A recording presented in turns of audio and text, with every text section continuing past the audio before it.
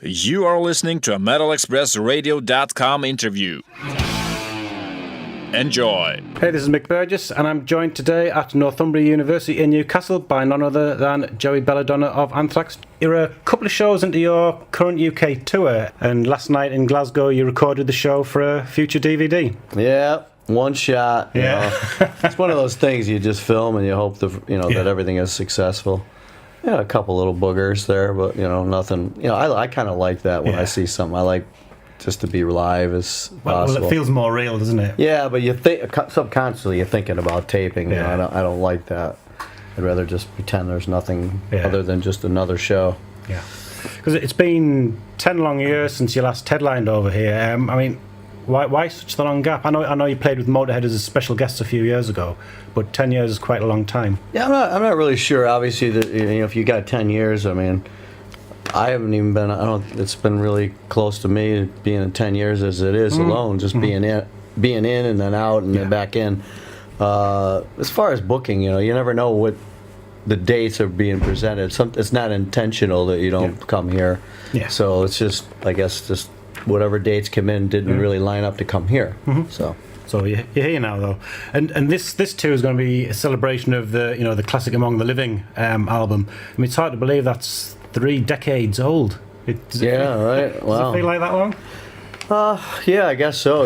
It's been a while, and it's nice that the record's one of those records you can really listen from top to bottom. There's a couple later songs towards the end that are a little darker that aren't as familiar to any one of us. We didn't play them that often, so.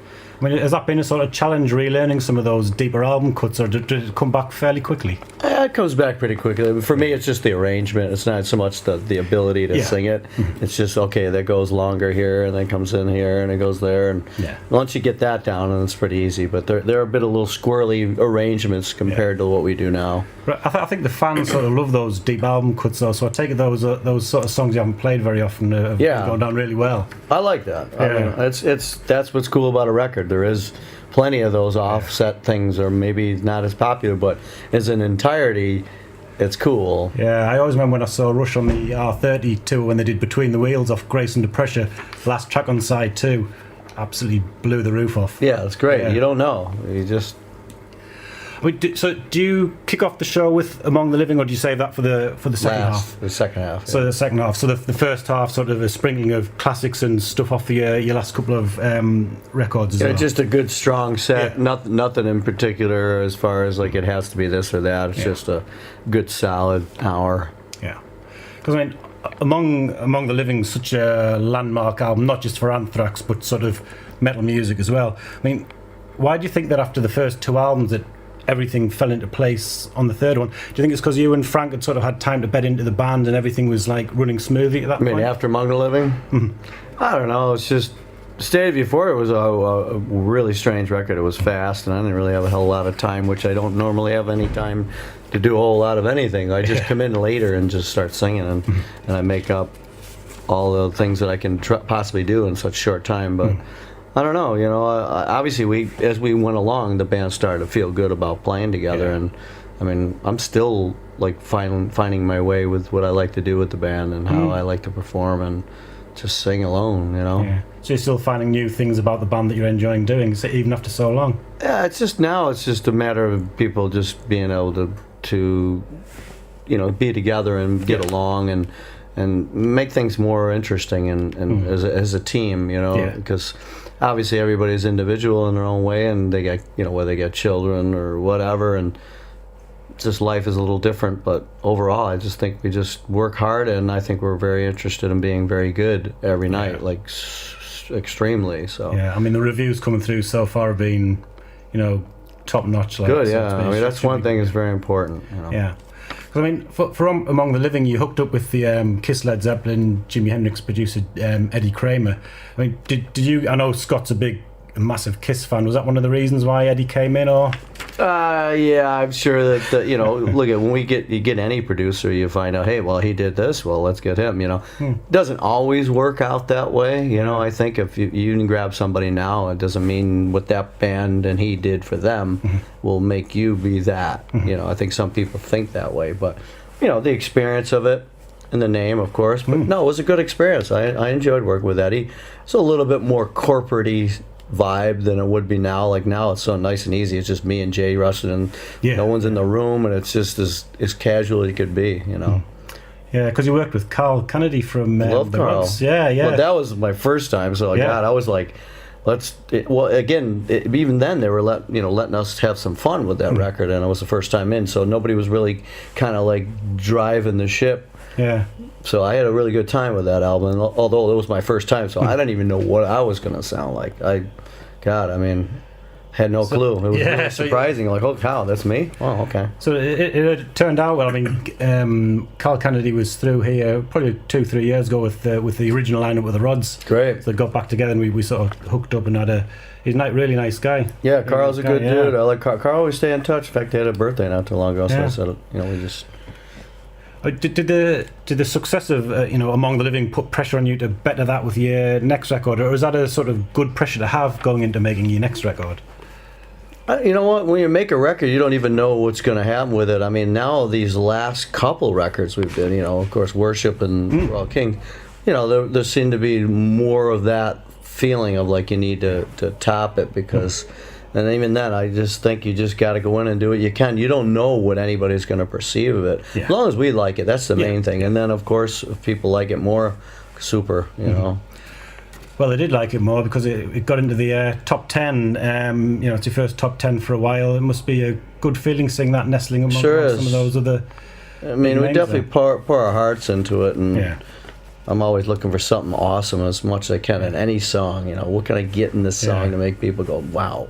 And because with worship music, those songs were written. I think they were written for originally for Dan, and you came. I don't know if they were written for him. I just think the band had songs, and he happened to be there, which is a weird, old, different story. I don't know what. I have no idea what went on. I always thought that was like just the craziest thing, but it was nothing to go in. I didn't even acknowledge what he did or anything. So it didn't actually make the making of the new record easier that you were there. No, I think because they went in and they went in and did new stuff with it, and I had full reins to do stuff. Obviously, whatever they were working on with him, they might have kept some of the idea of what they were doing. Maybe they thought maybe not so much the vocal ability and the performance of what he did, but just the ideas, because some of the ideas I'm sure were mainly the band's, not his. But both albums sit nicely together though, don't they? It's almost like a sort of Rock and Roll Over and Love Gun situation. Two albums done fairly recently together. They've got that similar vibe going into each other. Exactly, and I think that one obviously Worship took a little longer because there was a whole that procedure of doing it with someone else, and then I come in, but it was really quick. I mean, most of my stuff is a day song, right. Boom, boom, boom. I'd say, arguably For All Kings is probably your most diverse record in your whole catalogue. I mean, what was the aim what were you hoping to achieve when you went in to make that record? I don't know. I don't know what if someone's to say if there was anything intentional. I mean, from what I gather when I hear it and work on it, there is a lot more open for vocal, and it also the ideas were quite different. In a lot of ways, fresher. Some of the arrangements are a little bit more tidier and stuff, but it's really hard to say. I don't know if anybody really had any. You always want to have expectations, but sometimes your ideas you don't even know.